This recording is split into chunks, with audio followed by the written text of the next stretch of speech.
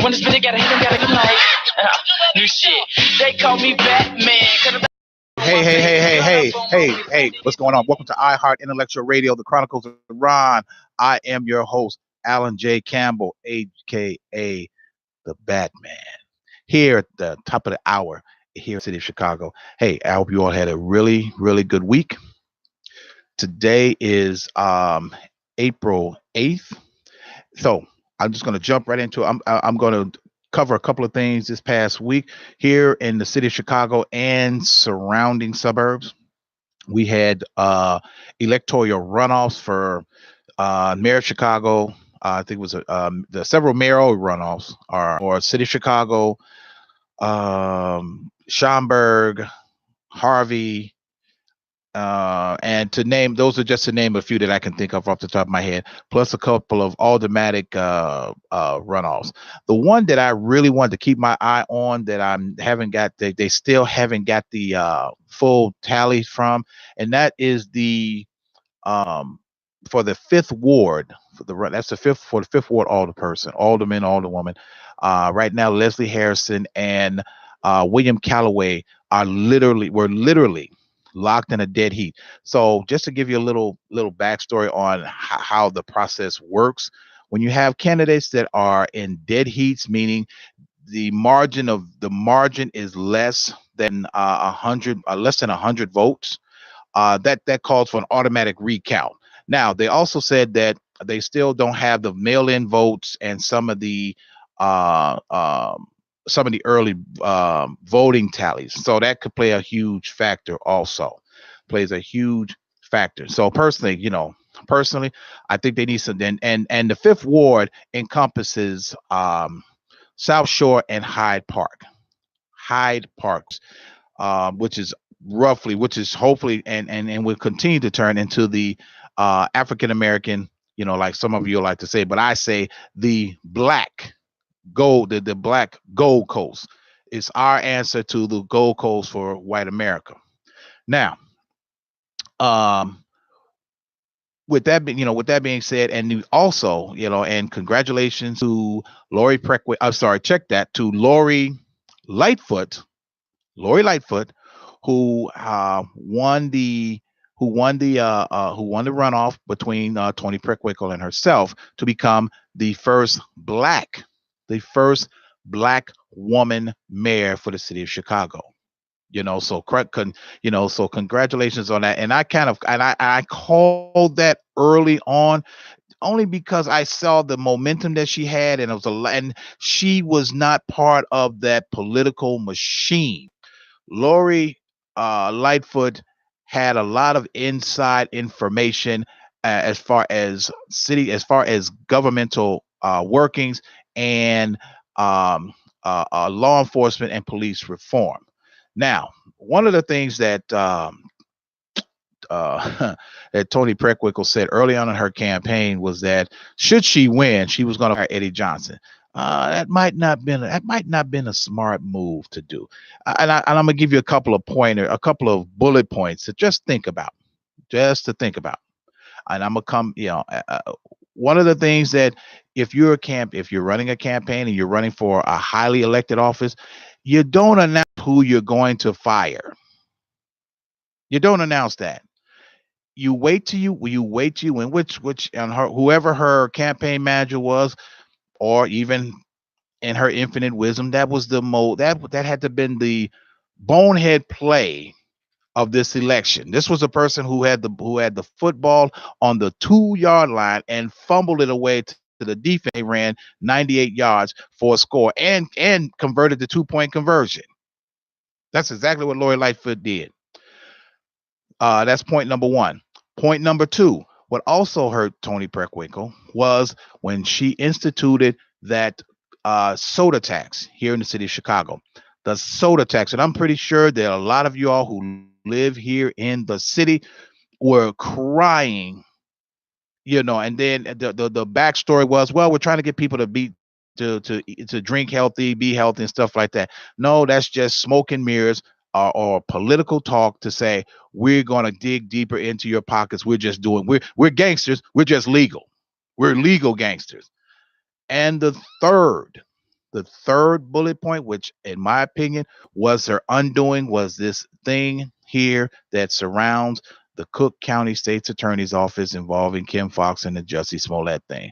That in itself was that was the straw that broke the camel's back. And when people put the two and two together, it's like, no, we can't have we can't have these two jackasses running the show. We can't have that. We just can't. And when you make comments like Prickwinkle said, firing the police superintendent, and then the other part where you're having one of your proteges in the top law enforcement communities, which is the state's attorney's office, that doesn't bode well for a lot of rank and file members, others of the FOP or police department, and not only that, but the citizens of Cook County. The citizens of Cook County. But I'm gonna circle. I'm gonna come back to that. Come back to that. Just earmark that. Now, when we speak of Lori Lightfoot has, she is one of the individuals who speak of um, police reform, and that's only because Lori Lightfoot not only she worked at the well, here in Chicago we have what we used to be called the 911 Center, but is the what's called the OMEC, which is the Office of Management Emergency, the Office of Emergency Management Center. Now, with that being said, Lori Lightfoot was the one of the chief officers over there. So she has an idea of inner working of the city's inner working. Not only that, but she was the head of the police integrity unit, which was the which was basically the internal affairs for internal affairs. If that's even you really want to put that, she was like the police.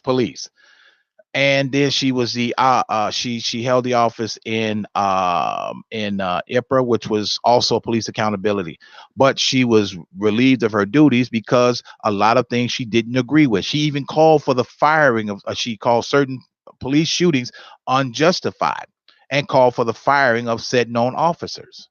Now, with that being said, she made a point that, hey, Eddie Johnson, I'm keeping Eddie Johnson on for the time. Her words were through the summer and possibly beyond. That's only because Eddie Johnson and Lori Lightfoot worked together hand in hand. Now, the other part is that speaking politically, Lori Lightfoot also stated that she supports Kim Fox. Now, she didn't say she supports Kim Fox in her decision, but she supports her. I got that.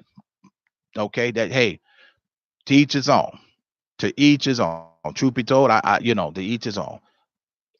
There's some bullshit, but that hey, it is what it is. But you know how I am. You know how I get down on my show. Now, let's get into the real meat of this thing here, of the state's attorney's office and Kim Fox and her underlings. This past weekend, over here at Operation Push, you had all of these Negro jackasses all gathering together. You had Jesse Shaky Hand Jackson, who's got Alzheimer's, who's an FBI informant, who's everything that defies human decency of a black man and a black man who is in the church, or who says he's in the church or part of it, Reverend Jesse Jackson. Listen here, if we really want to go somewhere with this, truth be told, scripturally it says you call no man reverend. So Jesse Jackson is a fraud. Let's get that out there. He's a fraud. Okay. And if you dig deeper, you're gonna find a lot of other things that's entailed and that he has been involved in. Remember now, this is the same dude that was standing next to MLK on the balcony at the Lorraine Motel when King was shot. Jesse conveniently just eased out of the way. He was just doing the typical Negro shuffle foot, moving out of the way. Pow, King drops. But this nigga was on a plane and back in Chicago the very next day. Understand, they shut down the city of Memphis, meaning that nobody could get out. How did Jesse get out? Oh, that's right, because he's an informant, just like Al Sharpton. Why do you think these niggas never went to jail? Because they're protected by the FBI, who in turn they are giving intel on other black people. See, we gotta see as individuals, we got to stop uh, going along with people just because we all share the same skin color. We have to stop doing that. We have to start opening our minds, opening. Now, this past weekend at Operation Push, they had an all-star cast over there at Operation Push. You had Jesse Jackson. You had Jesse Jackson. You had um Bobby Rush, Congressman broke jaw Bobby Rush. I'm so afraid that when this dude get to talking, I'm afraid his jaw gonna fall right off during the press conference. I really am. When you see this guy talk, and he's a congressman, and if you look at his congressional district, him and that other circus clown, Danny Davis. Look, Danny Davis's congressional district is the West Side. Look at the West Side. Danny Davis, and looking at and their congressman, Danny Davis and Bobby Rush. Now, for Bobby Rush to even condone or go along with some of this, and seeing that Bobby Rush was once a famed member of the Black Panthers, the Chicago chapter, is appalling. To watch these turncoat niggas do what they do. That's exactly what this is. Going on with the all-star list, you had Bobby Rush, you had Dorothy Brown, who herself is who has been indicted and is under investigation for real estate speculation and real estate fraud. Help me understand this. Help me understand this. And just so that I'm clear, I don't want to get too far into the show, but I'm letting you know that the phone lines are open here. If you want to join in, you got a comment, call me at 708-223-8953. That's 708-223-8953 to join it, because tonight this show we got to really talk about the pink elephant, the 1,000-pound pink elephant in the room. Going on with that, you had Kim Foxx, because this was a support rally for Kim Foxx. And the bad part about it, you all want to sit here and say, well, that she did the right thing. Now make no mistake, I got a lot of heat. And I don't mind it. Because if I'm not catching heat from what I'm saying, that means that I'm not telling you the truth. That means that somewhere along inside your mind, you know the truth. You've just made up in your mind to not accept that. Because why? Oh, these are black people. Wait, there's a difference now. Hold on. We got to understand. This once again is a diseased mind. We see that this is wrong. What the Cook County State's attorney did was wrong by all accounts. And I talked on that last week about what the procedures were and how it should have been done. If you're talking about levels of transparency, then why was there a need to have his record sealed or expunged? Why was there a need to do this under the cover of darkness? Understand something, people. Understand something. We can't do what white people do. We can't be people like Felicity Huffman. And for those who don't know, she got caught up in a cheating scandal, putting her kid, paying people to get her kid extra points so she can go to a famed college. Now she got broke off, so now she in trouble. But we cannot do what white people do. And the unfortunate part is that when we band together because we feel we could do what white people do, it looks really, really bad, because these crackers are standing by and standing on the sidelines looking at us and saying, look at these dumb niggas. Look at them. They don't even know how stupid they really look. So you had Jesse Jackson, Kim Foxx, Danny Davis, Dorothy Brown, just to name a few of these fools, all standing up there saying we support Kim Fox. According to Kim Fox in her statement, that that I was elected by the people and I'm going to continue to do my job until the people say differently. Look here, you. Yes, you were elected by the people, elected by the people, not by Jussie Smollett. You have created a fractured relationship. You have created a fracture in the marriage between the state's attorney's office and the police department. Not only, and I say the police department, not only CPD, but any any and all the police departments are in the boundaries of Cook County.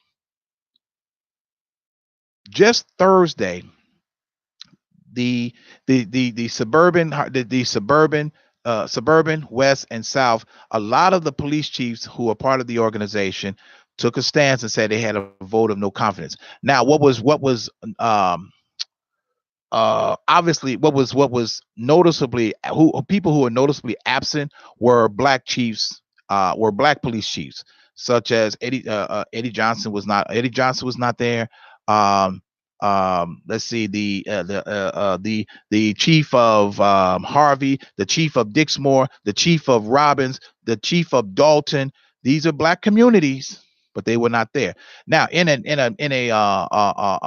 statement released by um, the Harvey PD chief of police, he said that he's not ready to throw a no vote of confidence, because we do have a relationship and we have to be careful on how we approach this.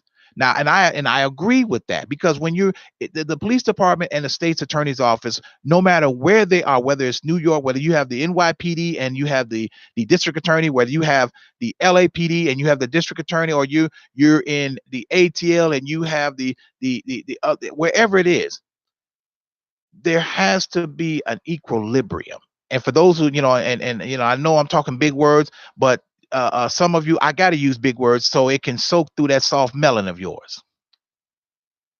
Equilibrium means there has to be a level, there has to be equality.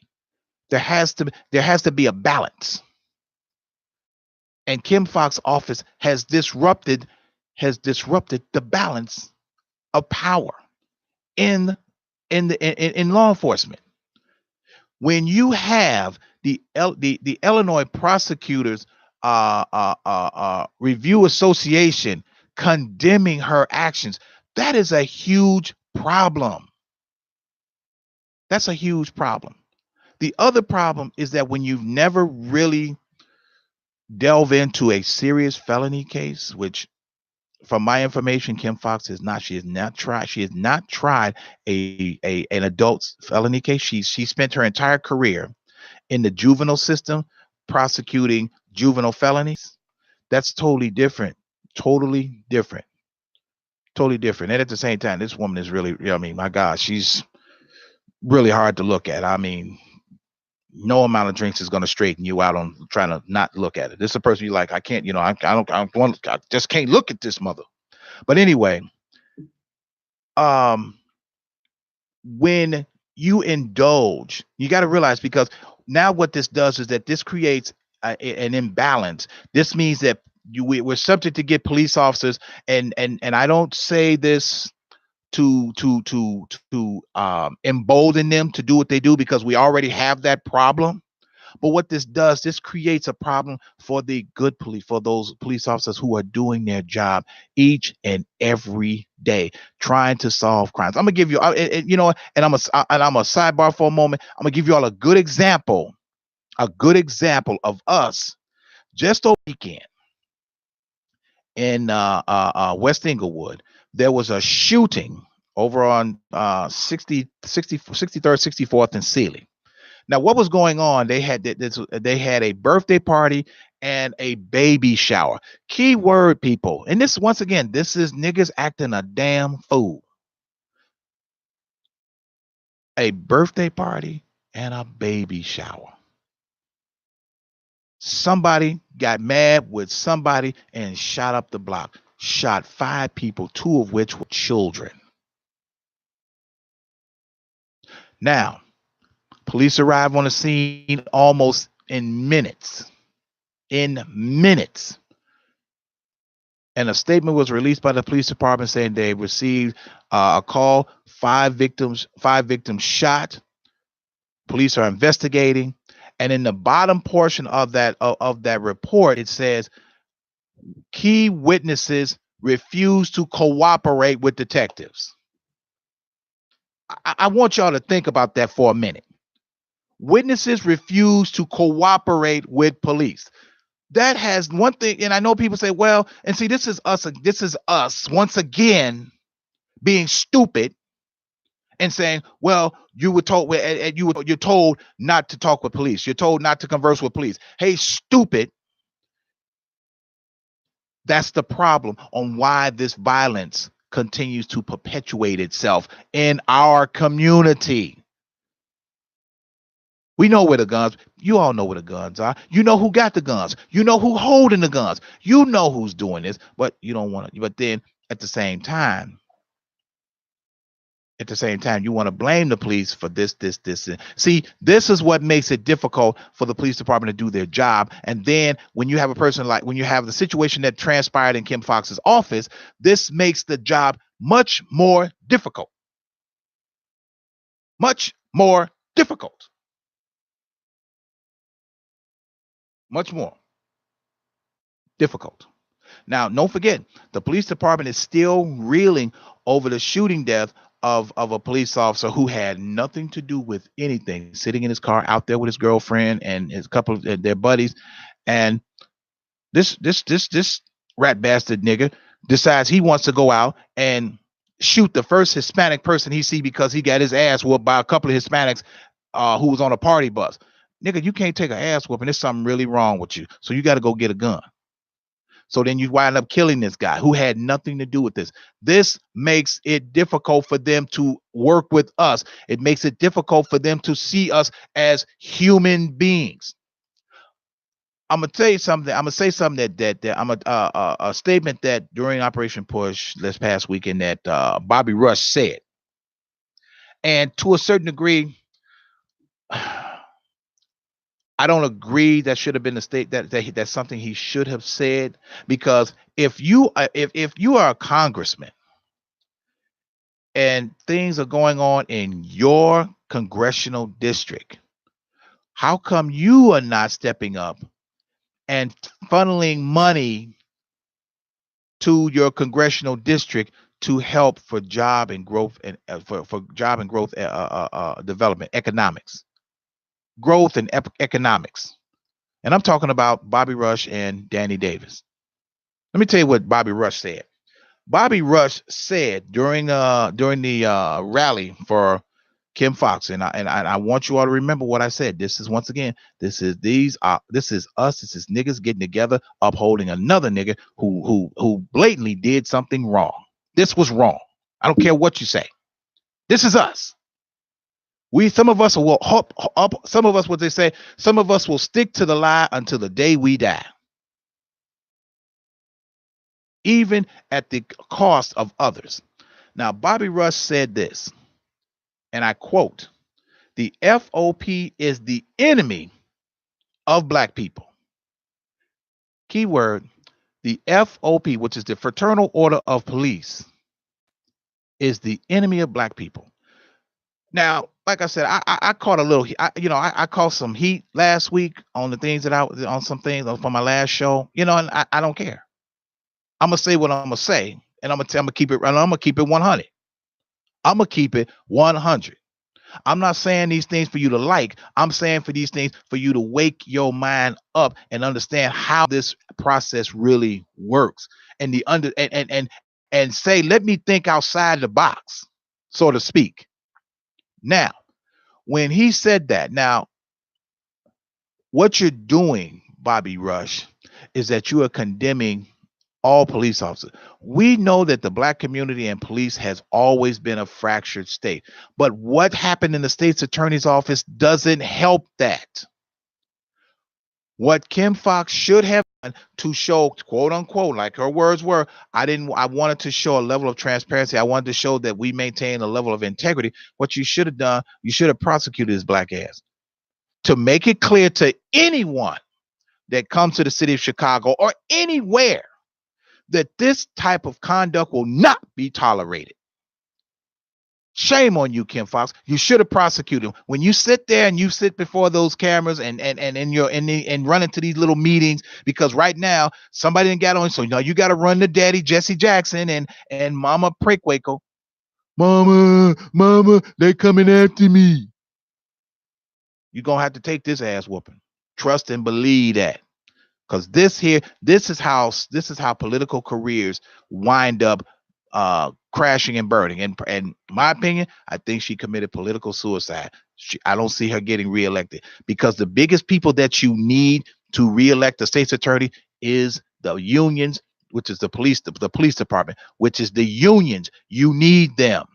And when they see that there's a level that the level of integrity has been colored, so to speak, there's a problem. That poses a problem. When you say these things, and just going to what I was going back to what I was saying about, we understand that the police department and the black community has always been, it's always been oil and water.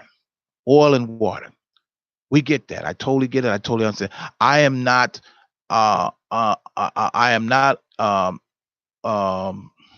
so to speak, upholding law enforcement when they do something wrong, but I can't stand by them when they do something wrong. I can't. I very can't.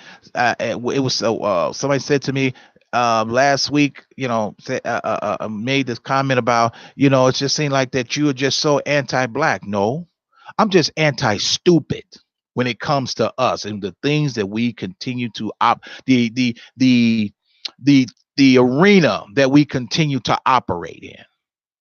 It's not about being it's not about being pro-white and anti-black. No, I'm pro-common sense and anti-stupid. That's the thing.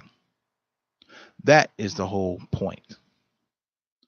This situation, this Smollett thing has been in the news every day since it happened. I can't remember in my days when a story took over every news outlet, took over every little media outlet such as TMZ.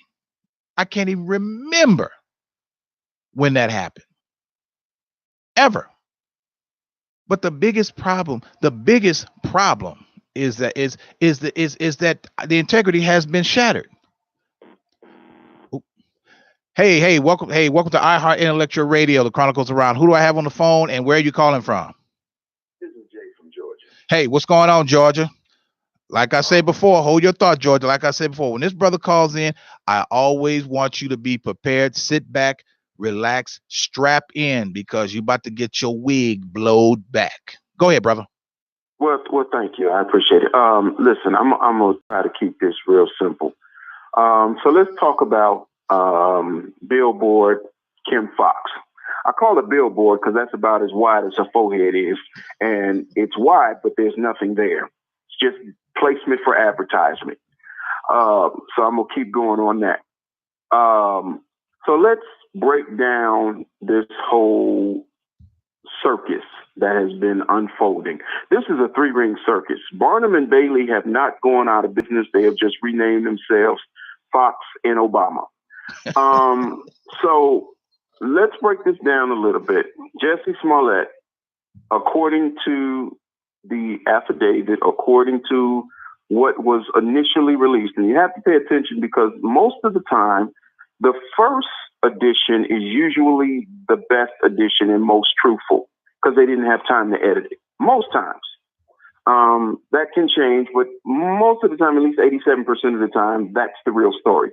So the real story was he was accosted while coming back from some sandwich shop by some guys that he believed were white who had on magma hats, who attacked him, yelling racial and homophobic slurs And let's not forget, he was assaulted with rope, he was beaten, and bleach was poured over him. He has got to have the best hair in the planet because not 1 ounce of bleach messed up his clothes or his hair. That's interesting. But we will continue to not digress there because remember, we have a few soft melons in the room with the halos around the head. So we'll keep moving. After this initial report was said, I applaud the Chicago Police Department, which is not my favorite at all. Police departments are not my favorite.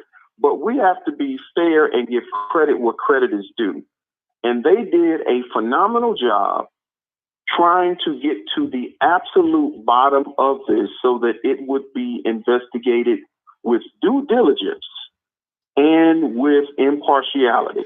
And hold on, and I'm glad you said that. Not to interrupt you, not to cut you off, but what that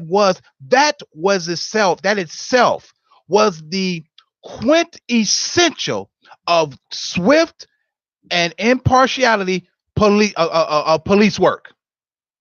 It was a blueprint. So that to me was the administration of good law enforcement. And I'm going to start there.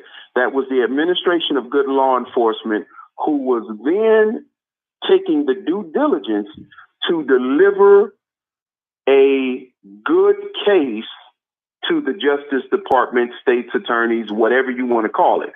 But it was their job as law enforcement to collect the evidence, to be very thorough in their investigation so that the proper charges and people who were responsible could be identified and thus brought to prosecution. Okay, so they did an excellent job to that, hand delivered it with a bow and everything. And then Kim Foxx in that circus. See, and this is another thing. This is where we have to be very careful. And to be honest with you, at this point, Black people can no longer have any conversation about protests and police brutality. You can't do it anymore. Can't do it. You cannot do it anymore, and you cannot bounce around and prance around talking about this is unfair and look at how they mistreated us. No, jackass. We gave you an opportunity to where we could have brought this to the forefront, and your own people turned against you. Getting a little off topic, but let me wrangle it back in. Jussie Smollett has friends in high places. His friends in high places include a god aunt called Kamala Harris. Kamala Harris has a friend in Congress who has been working for an anti-lynching bill called Representative Scott and Senator Cory Booker. So between Booker, Scott, and Kamala Harris, they had petitioned Congress to come up and were underwriting a bill to bring forth an anti-lynching bill, which would then become a law in the United States. And that was their new agenda to try to push under as the current for the 2020 campaign. Okay? Let's be very clear about that. Jussie Smollett has known ties with Kamala Harris, Cory Booker, and the Democratic Party, including Michelle Obama. Oh, you mean Michael? Michael LeVar. But anyway, so we're going to come back to that. But nonetheless, let's fact check it and let's look at it realistically for what's going on. Jussie Smollett was signed off on to perpetrate this charade. And that's exactly what it was. It was a charade. And what happened was the police department did too good of a job investigating it too quickly. And it went south. And when it went south, no one knew how to handle it. No one knew how to handle it. And then we get to this, where even though all of the facts point to this was clearly someone who manipulated every avenue and loophole of the justice system for some sort of political stunt.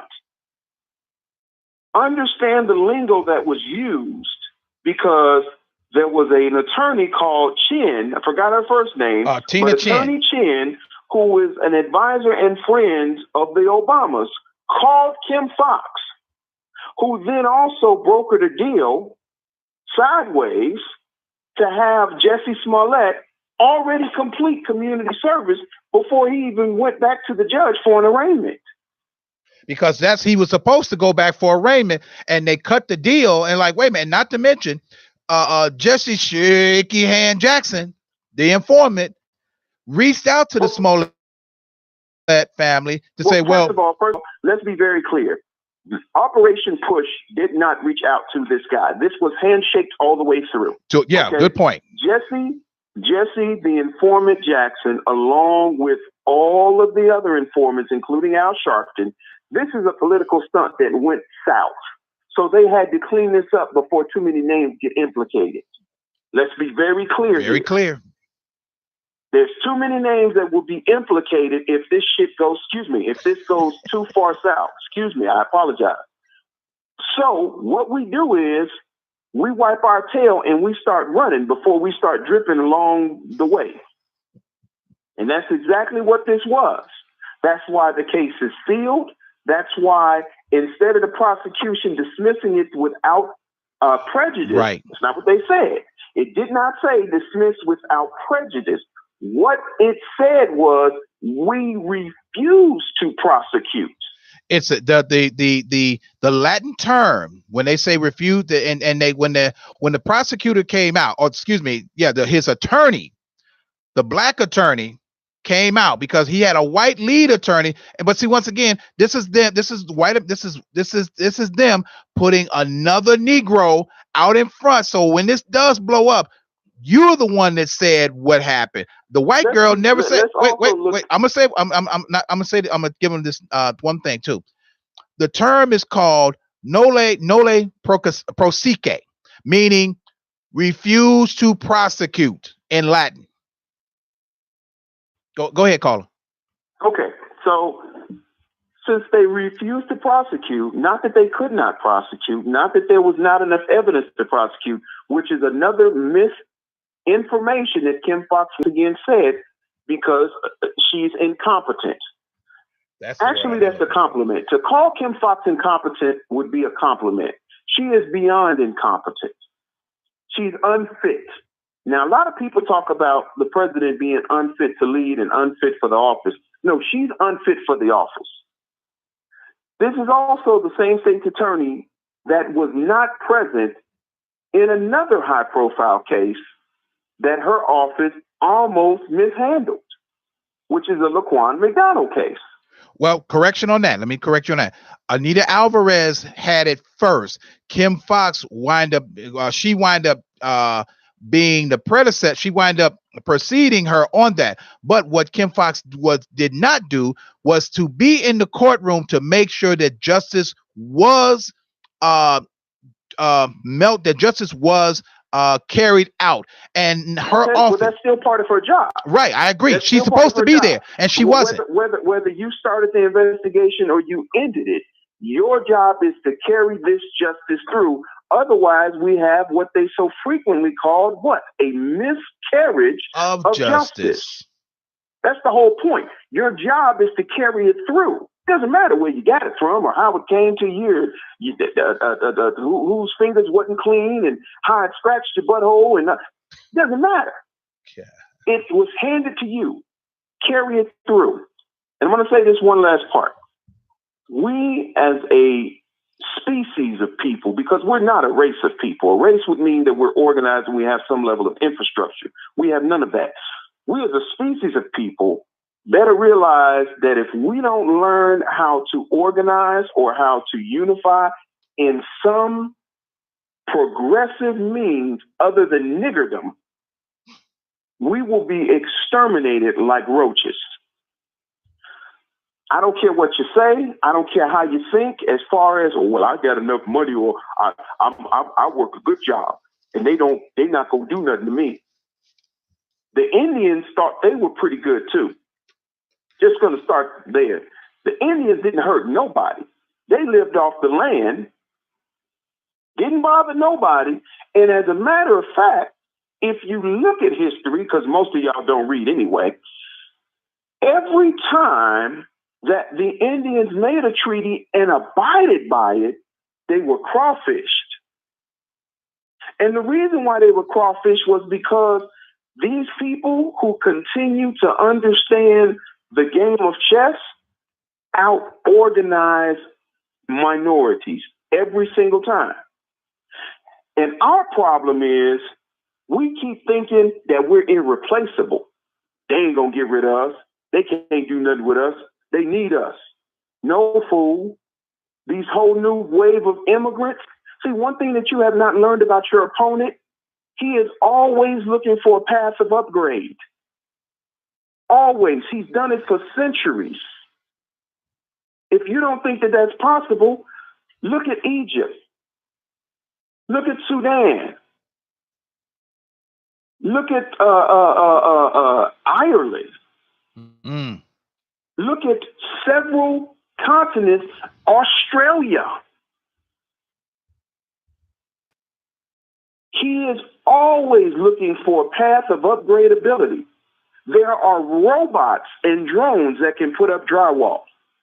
There are kiosks at McDonald's and Walmart.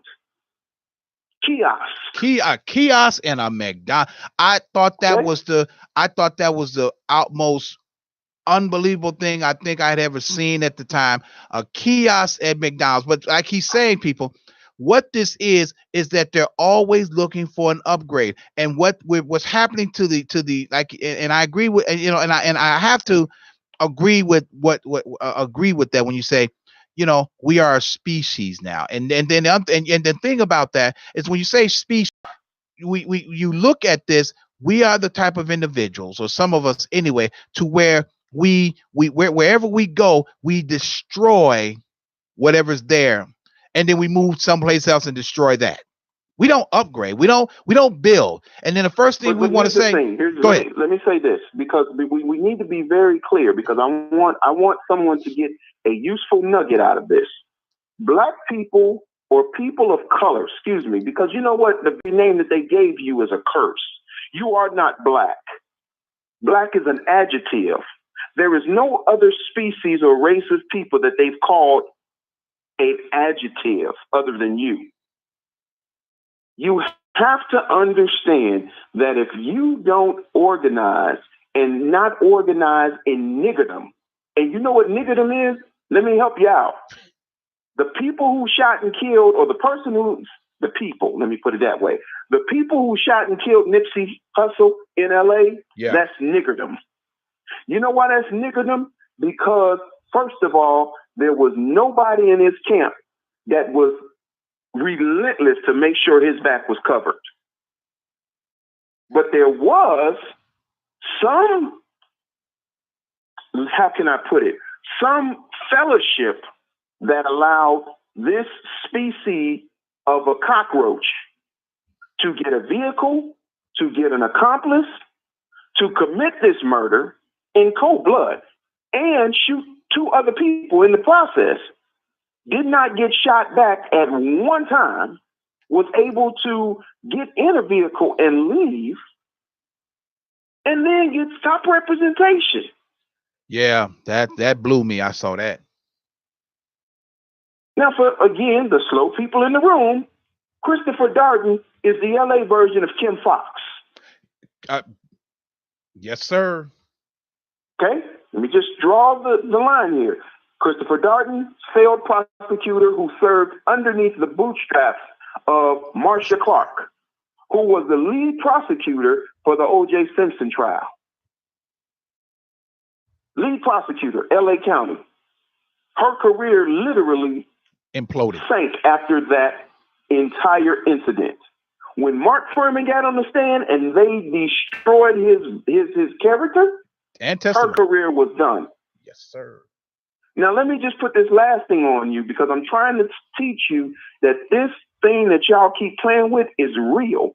There's a show that's coming on that's been underwritten by Marcia Clark, coming on ABC, which is a allegory storyline of the O.J. Simpson story for 2019. And it is about a black man, a progressive, strong, athletic black man who somehow is beating the tables of justice or the scales of justice by technicalities. But she's determined that in her investigation, she won't lose him. And what I'm saying to you is that we are in a dangerous position, especially with this Jesse, whatever Smollett thing, where if you are not careful, you are fit for extinction. Because once they don't have a place for you, then they criminalize you. And after they criminalize you and demonize you, there's no recourse of how they destroy you. It's justified. It's justified. After you're demonized and criminalized, your destruction is justified. It's vindicated. Because in the greater scheme of things, you're a locust. What do you do? What does any farmer, any smart farmer does with locusts? Destroy it. Last point. Margaret Sanger, the founder of Planned Parenthood. She founded Planned Parenthood as a genealogy study. And in her study, she concluded that the African or the black race, as she called them, were the weeds of the human species that needed to be properly controlled, if not eliminated, before it polluted the population of mankind. She sure did. Yes. Margaret Sanger is also a very close mentor of none other than Hillary Clinton. Hillary Clinton has gone on record several times saying that that's one of her mentors. Hillary Clinton is also called your sons super predators. Super predators. Like not regular predators that go around and kill people for the sport. We have an enhanced level of predatory disposition. Dysfunction. And until we realize that as a species of people, this organization in niggerdom will cause our own extinction, we're on the fast train. We're on a high-speed rail to extinction. And you better watch out, because this whole thing with Nipsey Hussle, give it 2 weeks, you guys will forget who he was, just like you do everything. All right, take care. All right, thanks a lot. Thank you. Thanks a lot, Georgia. I mean, you can't say enough, about when this brother calls in, and and hopefully what he said, I hope it did hurt some of your soft melons out there, because it has to be said. It has to be said. We have to stop walking around in this proverbial niggerdom fog, as he used it. But he's right. He's absolutely right. He's absolutely right. This thing here that's going on, and to piggyback off of what he said, here's once again, she had a golden opportunity to make some serious changes and demand accountability from our police, whether it's CPD, North, West, South suburban police.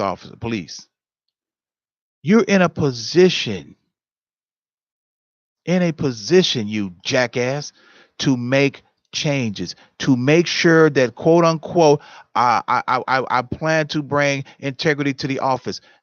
When when this happened with the Smollett, it's a moot point now. It's contradictory of what you're saying and what you're doing.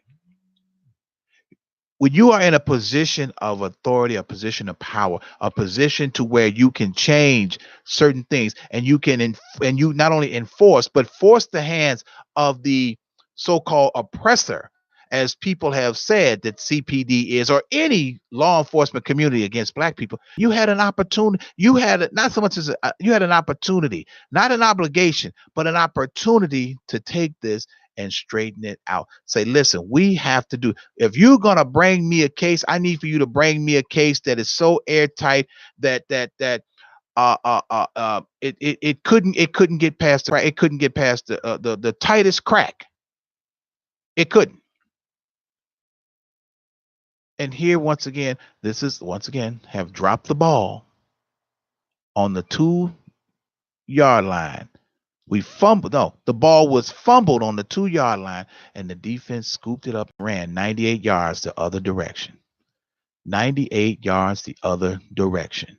Not only did they run it, but they scored and turned around and kicked a 2-point conversion.